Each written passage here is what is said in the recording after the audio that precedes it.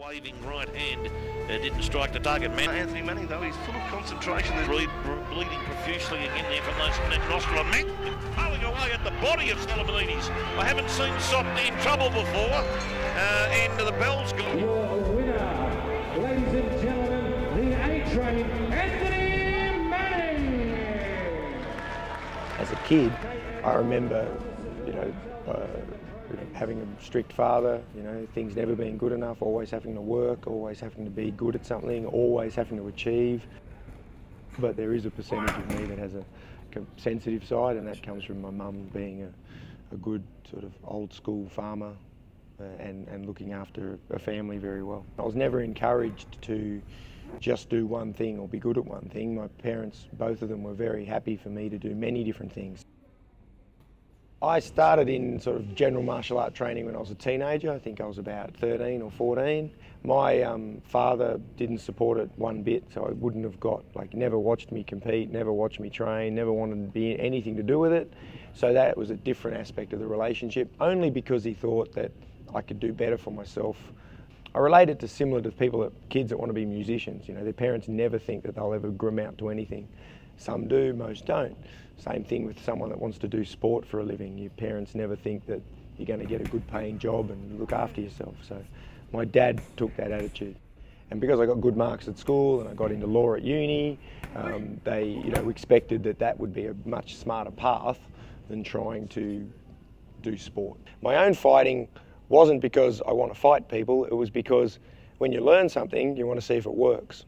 And I was never picked on or bullied at school, but I always wanted to be a little bit stronger or a little bit tougher. I saw that if you could stand up for yourself, or you're a bit tougher, or you're a bit stronger mentally, not physically, but mentally, you could achieve more in life. Phoenix is a combat sports gym. Started out as a martial art gym called Planet Action 17 years ago. It's built around a few people that are incredibly passionate about what they do and driven towards it. The club is based on socialisation, a lot of friendships and a lot of bonds between people, because when you exercise hard with people, especially if you spar hard with people, you train hard with people, you know them in a different aspect to the rest of their life. When you train hard together, sweat and bleed sometimes and work hard, you really see what people are like. People bond very strongly. The way we got so big was more people stay than go. We never had a marketing drive and opened 50 gyms and we're a trend. We just keep members. We keep people coming back. One of my best fighters at the moment is a nurse. One of our students that comes 6 nights a week is one of Canberra's leading neurosurgeons. If you get arrested for assault, if you've had assault charges, criminal records, if you get in fights in the street, you can't be a member. We just don't accept that. One of the main rules is we don't contribute to violence in society. One thing I learned about school is that anyone that hangs out in a gang, anybody that picks on people when they're pissed, is just a weak person in the first place. We teach kids sometimes from school groups, like angry boys and school groups, that they bring to us because the kids have either been bullied or they bully each other. And we find that when you put them in the right direction and you let them hit things and you let them work hard and you say it's okay to sweat and it's okay to grunt and groan, they go home happy and relaxed. There's no denying there's two people in the ring trying to hurt each other. But when you're a fighter, most fighters aren't thinking I want to hurt the guy. Most fighters are thinking I want to win, I want to do my best. And they face that challenge for the same reasons that people climb Everest. It's a massive challenge that scares the shit out of them, but they don't want to live their life shying away from things. They want to make the most of it. Every weekend there's kids out there playing rugby league with parents and coaches yelling at each other, and there's far more injuries per person that does it, but because they have a ball, they're allowed to run fast as they can from 50 metres away and smash into each other. And nobody, some people think that's brutal, but really it's much more an accepted part of society. It's just that there's a stigma attached to some fighting arts and aspects. And there's people in the industry that don't help. People that market it that way, they don't help the industry, but really, I think the brutality side of it just comes from a label that comes from a lack of effort to try to understand or look at the benefits that you get from it.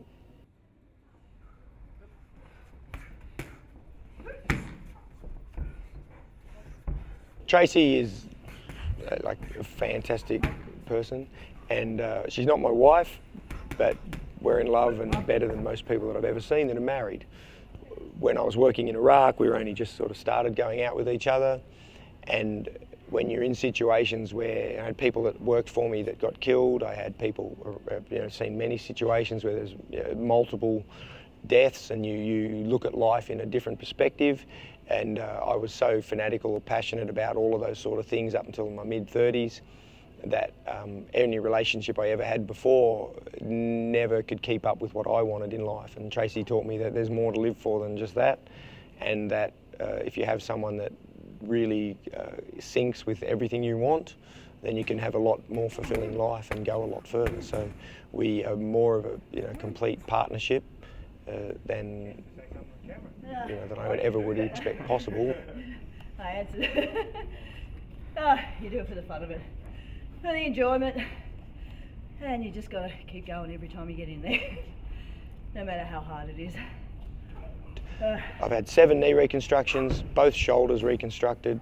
I've had 2 spinal reconstructions. I have a 2 centimetre cage in my spine. Recently I had a complete hip replacement. 3 months ago I had a complete hip replacement.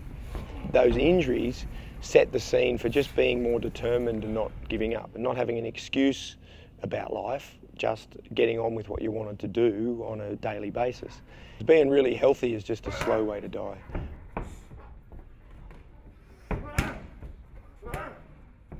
I was over 40s national champion a few times on mountain bike riding because I got right into that.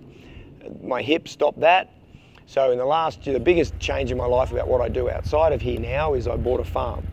When I leave here, I get my Land Cruiser and my hat and put on a flannel, and I go out to my 100-acre farm and I try to learn to be a farmer. Come on! Yep, come on! And the Galloway cattle are fantastic beef cattle that live around the southern region in New South Wales because they look like Ugg boots, they're big and fat, they love the cold, they're easy to look after, which is great for people that know nothing about cows. Come on!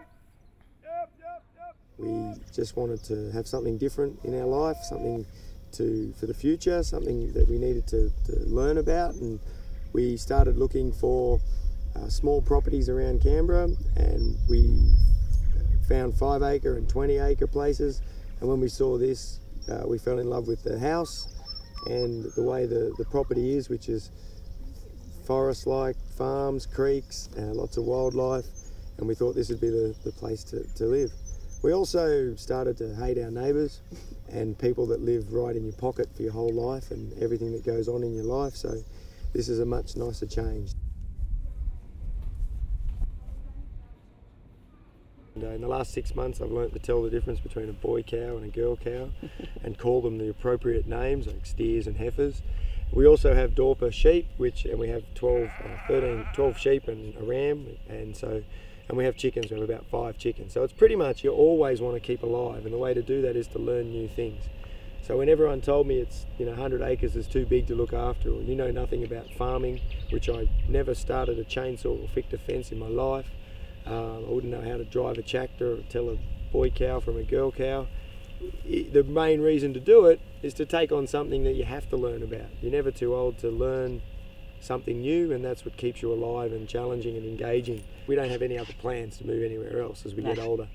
The people we bought the place off were in their 70s, and they moved to the coast with their grandkids, and we thanked them for that. So we got the property, but we don't have any children or anything to do that too, so I think we'll just stay here as long as we can. We called it Valhalla because that's where Vikings and warriors go when they die in battle, so that we stay out here until we die. And we have no in some type of life, but yeah, it's what we don't have any other plans to move anywhere else as we get older.